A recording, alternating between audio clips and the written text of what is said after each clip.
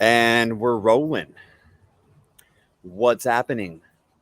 Legends, friends, esteemed colleagues, people passing by to get some loving. Today, your loving is coming in the form of 3 fitness hacks to bust through your plateaus. Because it's like mid to late January, and statistics show that the majority of you who made fitness resolutions have already fallen off. Now, I don't want you to just be another statistic. So let's get you past what you probably found along your way. And that something is called a plateau. Okay?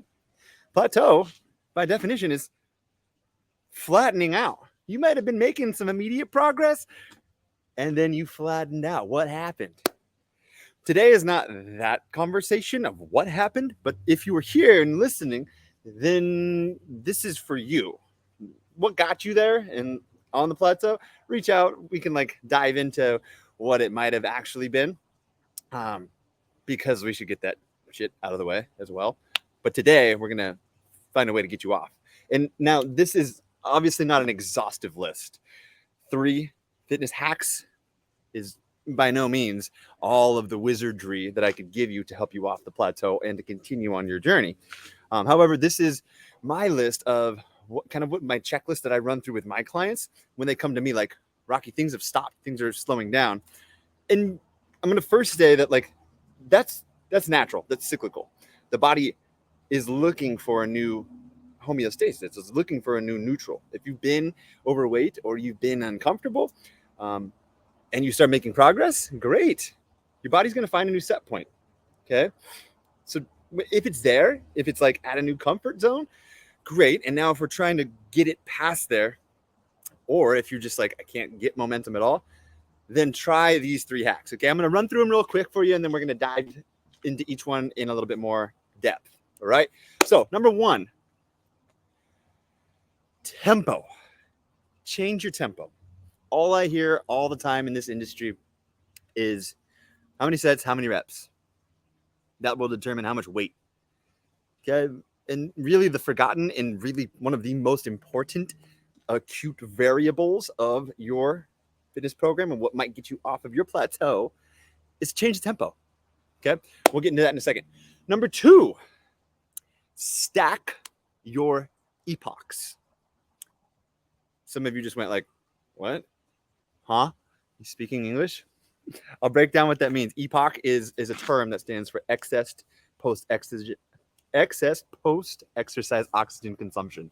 All right? You don't need to know all that. Essentially, it is the level in which you stay at an elevated metabolism following your workout. Okay? So if we can stack those epochs, I'm going to teach you how to do that a little bit. Okay? And the last one, morning burnouts. Sounds like fun. Okay, and then if you stick around for it, I'm gonna throw in one super hack at the end. And honestly, it is the strongest of all of them. But we'll cross that bridge when we get there. You are here for these 3 hacks, though. Starting with number 1. Okay, tempo. Normally, if nobody tells you anything, what I see is okay, you're on a bench press, you're 1, yeah, 1, oh, ah. It's kind of just up and down or back and forth, right? For a strength building, I want you to think 2 seconds on the up, 2 seconds on the down. It's concentric when you're shortening your muscle belly, eccentric when you're elongating it, okay? But for you right now, to give you one hack to just take away, change your tempo to this. Think about a compound set. That means 2 of the same muscle group back to back. And go. Let's use bench press as an example because everybody loves their big pecs. Okay, all you dudes at least. You ladies, they're helpful. They're helpful as well. 1 second on the bench press up, fine, just power it up. But 3 to 4 seconds on the way back down. The muscle is elongating. Keep it nice and slow. On that eccentric, your muscle belly has the opportunity to do 120% as much breakdown. Do the math. You're going to get to your goal 20% faster just by slowing down on the negative. Okay. On like a pull down, it's going to be the opposite, right? So muscle belly is shortening on your way down. Now, when you're going along with gravity, that's when you want to express control, and that's the eccentric part of it. 120% as effective in that elongation state. So 3 to 4 seconds in the eccentric. Okay. Now, if you are, let's go back to that original example on a bench press. As soon as you're done with that, you're going to be like, holy crap, I can't even move right now. Immediately, then, I want you to grab like a band or drop to your knees in push-up position and do something as explosive as possible for the same muscle group for the chest until burnout. Okay, so tempo for this is fast, as fast as controllably possible. Okay, so with that band, you might, after you just did the bench, you might strap the band around a pole or something, take a step forward, and then bring both arms and just do like a series of flies, like alternating flies, like poof, poof, poof, poof, and then burn out. Take a step back and crush them both together at the same time until you really just like cannot move anymore. That's one set. Don't tell me you're going as hard as you can. Try this and then come back to me and say, Rocky, I'm still on the plateau, because you won't. All right? You're going to get jacked. And if you're a chick, you're going to get lean. Squash that right now. Chicks don't get jacked naturally. You lack all the major hormones for it. Unless you're juicing up in the bathroom before you go work out, you're not going to get linebacker shoulders. I promise you. Okay? You get a little vein pop out. Good. That's feeding your muscles. It's feeding everything that you need. Just so we're clear on that. Okay? So try that out. Okay? Long eccentrics, so long negatives and burnouts. Burnout quick. And then pair them up like that, like I just said. Good compound set. Okay, moving on. Next one. Stack your epochs. In parentheses, go fucking harder. That's what that means. Enough said. No, I'm just kidding. So to break that one down, max exertion days. Okay, like pick out in your calendar. If you have your regular regime, great. Okay, here's what my trainer recommends, or here's what that Instagram chick that I follow, here's her program. It's not really working for me that great, because you can't literally get into the calendar and say, go as fucking hard as you can on this day and this day. Okay, this is up to you now. Pick that day. I'd say like 1 to 2 times a month to max out on something. Okay. By doing that, not only are you jacking up your growth hormone, which is your fountain of youth, that is a master hormone that just sets a ton of other great shit in motion. That once it's happening, you're going to drop fat pounds, you're going to gain muscle mass, you're going to think clearer, your body's going to be working overtime. You want your GH up. Okay. On a non-hormone level, you're stacking epochs. So let's say you have these couple of like max days, okay? And then you're pairing that with a couple of days where instead of pounds, you're going max effort, max exertion, or like max reps, as many as you can, like we just talked about in tempo. But talk about like a CrossFit for a sec, right? Yeah, they promote a lot of bad shit, and they get people can get injured if they go in too quickly. But the good thing about it is it jacks up your excess post-exercise oxygen consumption, your epoch. After every class, when you're lying on the floor in a puddle of your own sweat, wondering what the hell just happened, your heart rate is through the roof, your blood pressure is higher, all of your fat-burning hormones are jacked up, and it stays that way. Now, if you jack it up high enough, it can stay for up to 72 hours. Yes, the effectiveness of your workout today can still be working for you 3 days later. So when I say stack your epochs, now the next day, you're already still in elevated state. You go work out again, maybe not as hard, maybe. And now you're like compiling. So if you were doing like this much, and then you added that first workout, great. Now you're already at this level when you go hit the next workout, and now you're even here. And then if you took a rest day, which you should, now you have like 1, 2 full days where your body is still in like workout metabolism mode. Okay, so stack that shit up. Like, take breaks, but go hard in between. Go hard more regularly. Stack your epochs. Okay? Got that down. Beast mode. You got it in you. Next, morning burnouts. So this is still kind of like, if you recognize, these are all kind of working in conjunction here. Morning burnouts. Get up out of bed and burn out.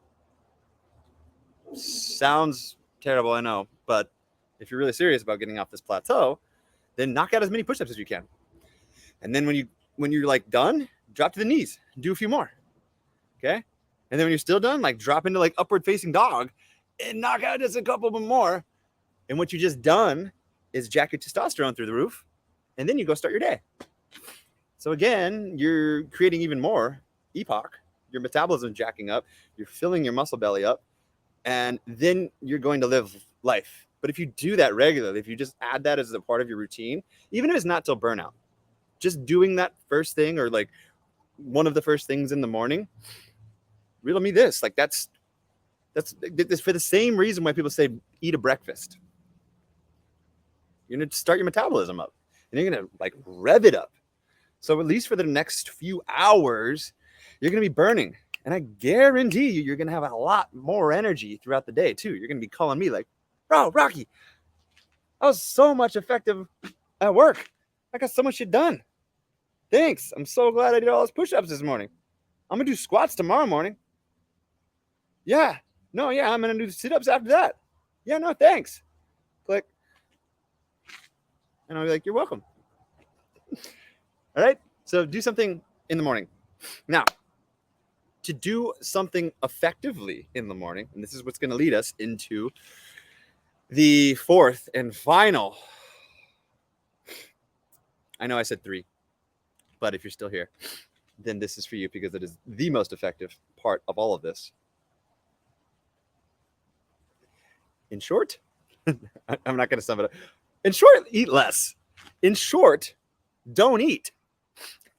This is not me advocating to go get an eating disorder. No, this is me saying your body is built to survive, to heal, to thrive. Give it a chance to show you what it's got. I do not recommend fasting for everybody, but everybody, unless you have some underlying condition, everybody will survive if they don't eat for a day. Everybody will survive if they don't eat for 18 hours. Will it be comfortable? Absolutely not. And if it's your first time, then I suggest tapering down first. And what I want you to taper down are your carbohydrates. Okay? When someone asks me about like intermittent fasting or like wanting to get on a fasting protocol, I don't usually entertain the thought until I've taken them through a series of gaining metabolic flexibility. I've got articles and videos on that topic, that specific topic all over here because I'm pretty passionate about it. I thought, like, as a young trainer growing up through the ranks, I thought I was pretty good, strong, fit, ripped. And then I learned about metabolic flexibility and everything changed. So that is why this is kind of like always somewhere in my giveaway tips. I just didn't include it in the top 3 because technically it's not a fitness. It's more of like a nutrition hack. So, but everything you just did before this. So talk about your morning burnout sets now. If you're doing that from a fasted state, even just talk about like an 18-hour fast. Like you stop eating like at lunch before you skip dinner. Now you're probably 15, 16 hours into fasting. What's your body already burning?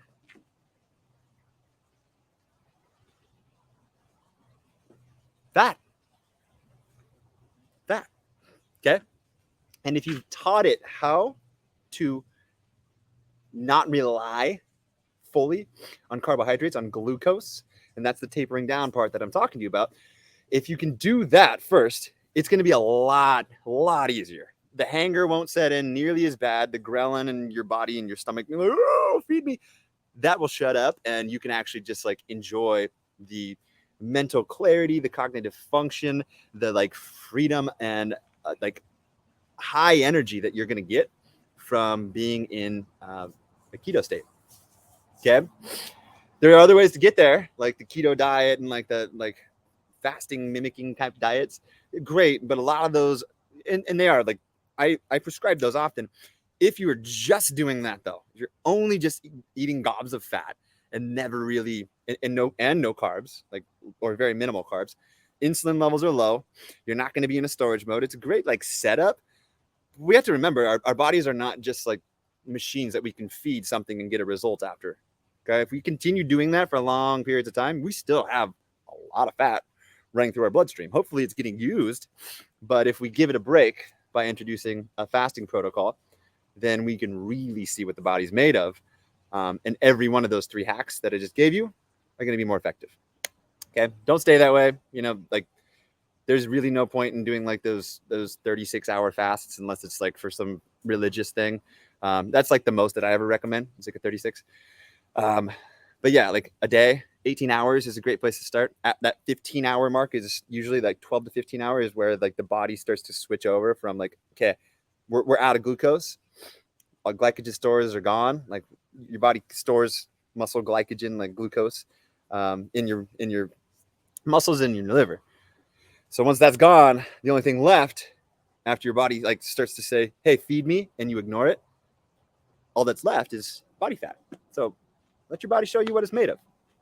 Okay, so those are my 3 tips to help you get off of your plateau, get back into motion, and start honoring your resolution, or really honoring yourself, because you're worth it.